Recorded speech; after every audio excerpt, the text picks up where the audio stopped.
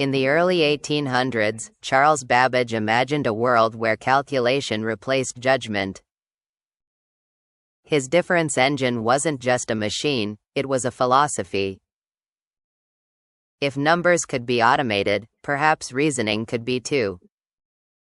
And once you believe reasoning can be automated, you start looking for a society that can be automated as well. Leon Walras took the dream further. He built a mathematical universe where every market cleared, every price adjusted instantly, and nothing messy ever interfered. It was a world of perfect balance, because he assumed away everything that made balance difficult. This was the birth of general equilibrium, a model so elegant it blinded generations to its unreality.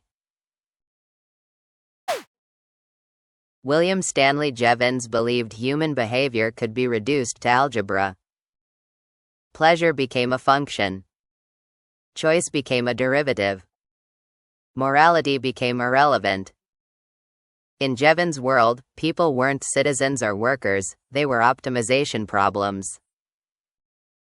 This was the birth of Homo economicus. Alfred Marshall didn't invent the model, he made it teachable. He smoothed the curves, hid the machinery, and turned the whole thing into a textbook.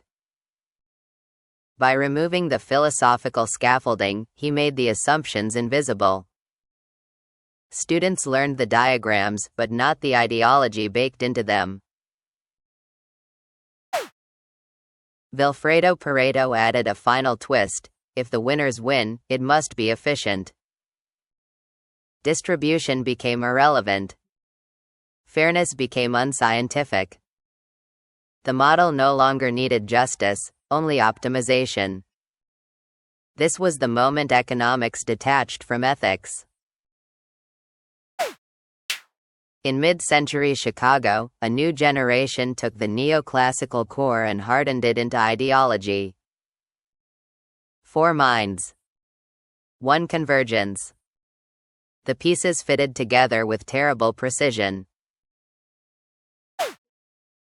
In mid-century Chicago, Friedman, Stigler, Becker, armed with certainty, funded with purpose, and convinced that markets were not just efficient but morally superior.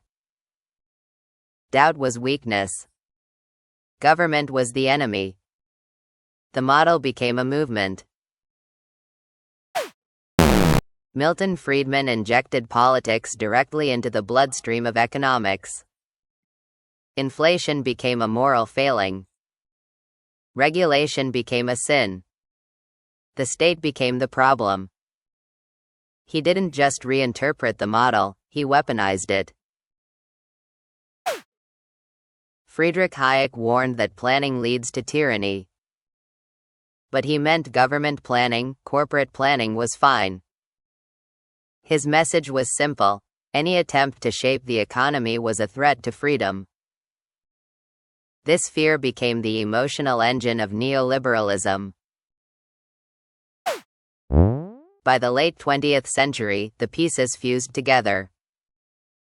The elegant equations, the moral indifference, the anti-state ideology, the fear of planning, they formed a new creature. A stitched-together doctrine that promised freedom but delivered markets without mercy. When Thatcher and Reagan embraced the model, it stopped being theory and became policy.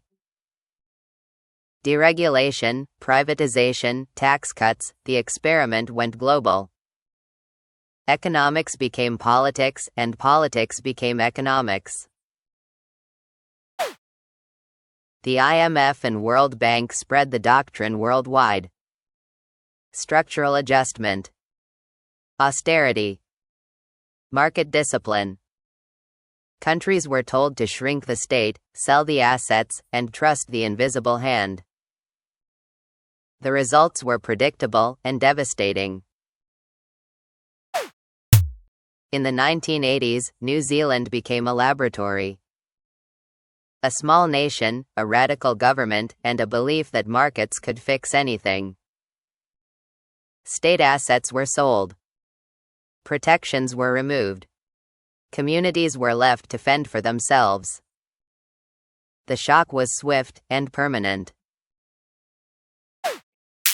Inequality rose. Public goods vanished. Social cohesion fractured.